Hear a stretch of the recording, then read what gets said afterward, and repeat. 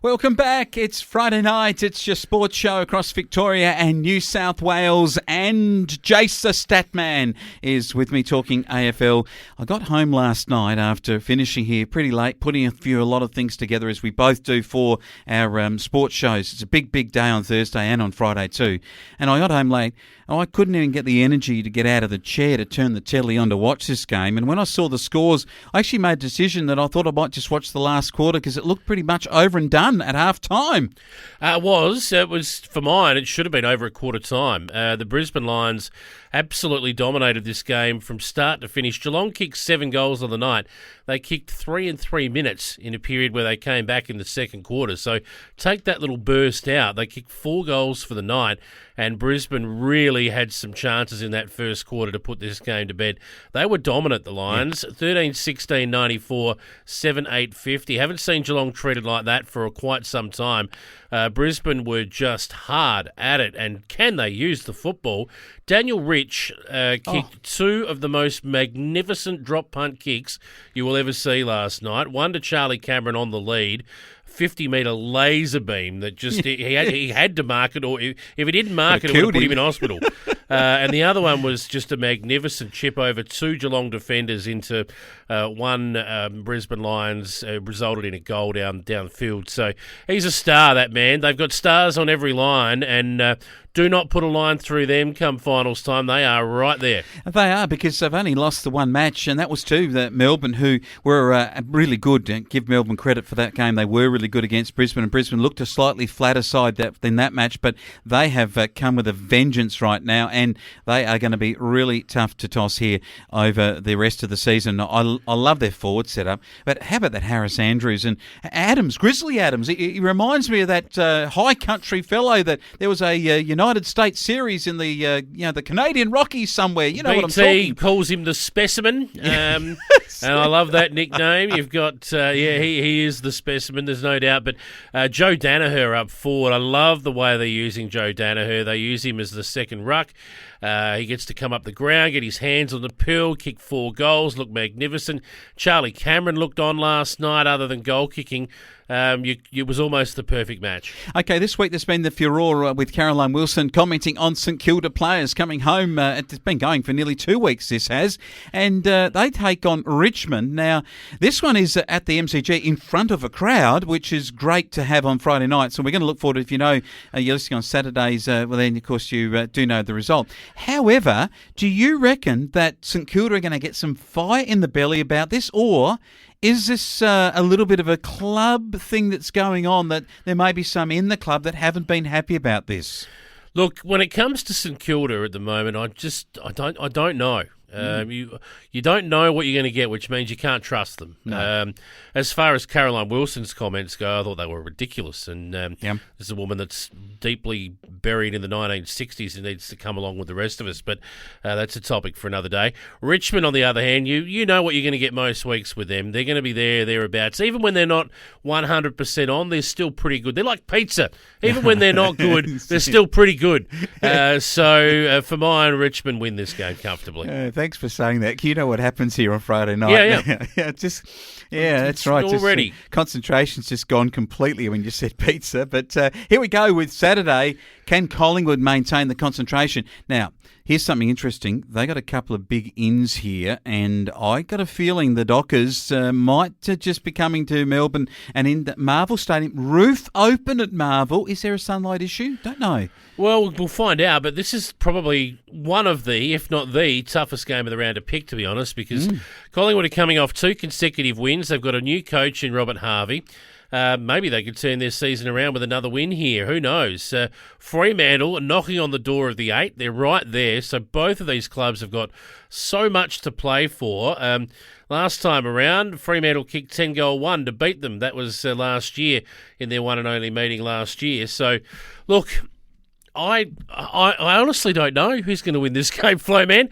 If this game had been played 3 weeks ago, I would have said Fremantle win comfortably. But Right now, it's a toss of a coin, and when in doubt, go with the home side. So I'm going to tip Collingwood. Okay, I've done the same. North Melbourne, a home in Hobart. Now, this is going to be Arctic Park. We talked about this down there, but that goal front is just beautifully settled than that massive southerly coming up at Blundstone Arena. So Suns come out of 30 degrees up there on the beautiful Gold Coast.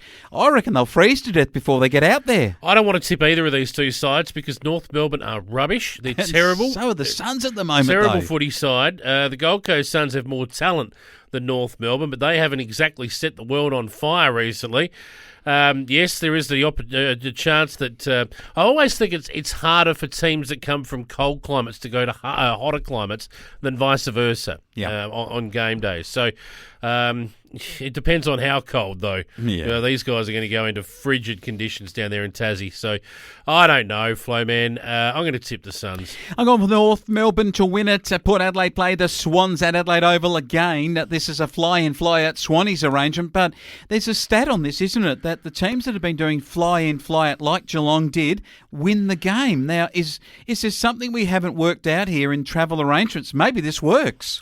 It's possible. I'm not entirely sure. Here's a big tip for you. Everyone's looking at this game going, "Oh, this is one of the easiest games of the round to tip." No. Anyone who thinks that the Sydney Swans are going to come to Adelaide and just lie down for Port Adelaide are absolutely kidding themselves. And make no mistake, Port Adelaide are not travelling as well as everyone thinks they are. Robbie Gray out.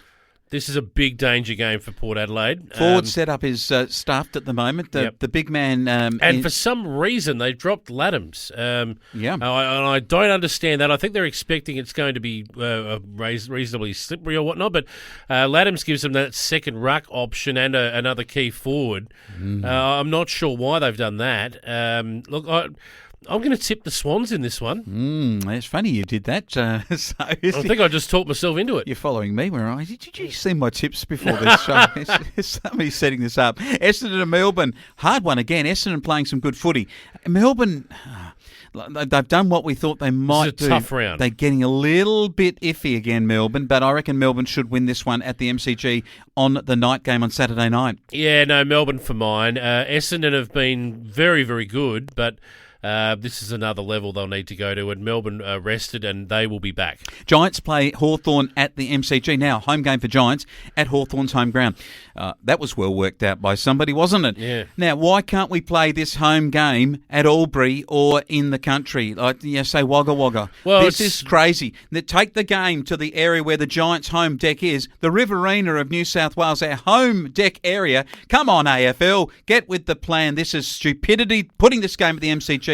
I'm not happy about this poor organisation from the AFL. Well, I can answer the question for you. The GWS and Sydney evacuated Sydney to Melbourne. They had to stay in Melbourne.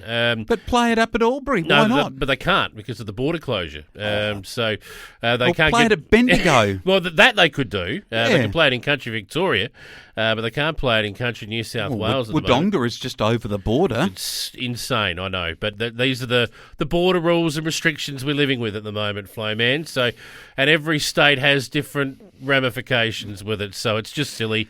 And it won't matter in this game because Hawthorn aren't any good and GWS will win. They got a talent pool that's so deep. And, can you imagine if the Giants had held on to two or three others that had gone south? Oh, boy, yeah. They would be... like Jeremy Cameron. Yeah. Well, but before that... Yes. Midfielders. You look around in every club, there's plenty of ex-Giants still getting around. Oh, they're just a powerhouse still with Kelly, and let's hope he signs for them. I really do like the Giants, and I hope they win over Hawthorn. And the Western Bulldogs against the West Coast Eagles at Optus Stadium. This is interesting. Bulldogs, what's happening with the Bulldogs? The Eagles, they got a big talent pool coming back into their side too for this game. I got a feeling the Eagles can actually win this one. If you have a look at their ins, Brad Shepherd, Jack Petricelli, however you say that. Petricelli? Yeah, beautifully. McGovern, love him. Shuey, very good. Vardy in the ruck. Kelly, he's a gun midfielder too. I just got a reckoning that they're going to be just a fraction too good to here for a very good side in the Western Bulldogs. Kelly and Shuey back in. I mean, one thing we have to remember about the Western Bulldogs, they went down to Geelong and did everything but win the game. They really should have won that game down there against the Cats, but... look, this is a game that's played on Sunday, and I know I can see you circling Josh Shackey, but he won't play. He's just listed as an emergency at this point. I actually think the Bulldogs are going a little bit better than the Eagles right now. All of those ins in 1 week, I don't know. I don't know with the Eagles, so I don't know how you can tip against them on their ground. This is a tough round to pick. I'm going to go with the Eagles but wouldn't surprise me if the Bulldogs, who have a good record in the West, get up. The Eddie Betts factor, is it still there for the Crows taking Carlton on at Marvel with the roof open too? Sunshine in the eye stuff again I think could be there as a factor. Crows should win this game, but this is the type of game where Carlton have been revved up with the review and every other person in the club and the bloodletting on social media. Is this the one that they actually come out and play and they beat the Crows? Oh, who would know? They've been under the microscope and under the torch for the last 4 weeks and nothing's changed. So why is it going to automatically flick the switch this week? You can't trust Carlton. The Crows are a young developing team and you can't trust them either. So look, this is a tough one, and you talk about the Eddie Betts effect. Let's be honest, the Eddie Betts effect hasn't been around for about 3 years now. Eddie is right at the end of his career, right at the end of his powers. So I don't think he's going to be the overriding, deciding factor in this game. Could be wrong. He might pop up and play his last really big game. Who knows? But for mine, I think the Crows will win this against the Blues. Okay, it's a good round of football, isn't it? It's a very tough tipsters round. It is, isn't it? And I'm 4 in front of you, so I don't reckon you're going to make them up this week. I reckon I might. Oh, all in 1 week. Yep. The Statman, I think if he's a Statman, he should have got those 9 stats. from 9 this week. I'm 81 and you're 77. Just where are you, folks? Where are you on the list? If you're up where the Statman is, he's at 77. If you're where the Flowman is, you're at 81. If you're in front of us, hey, let us know. We'd love to have one of you to be our perfect best tipster here on our Friday night sports show. Let us know. You can communicate with us at Flow Sports on Facebook. Send us a message.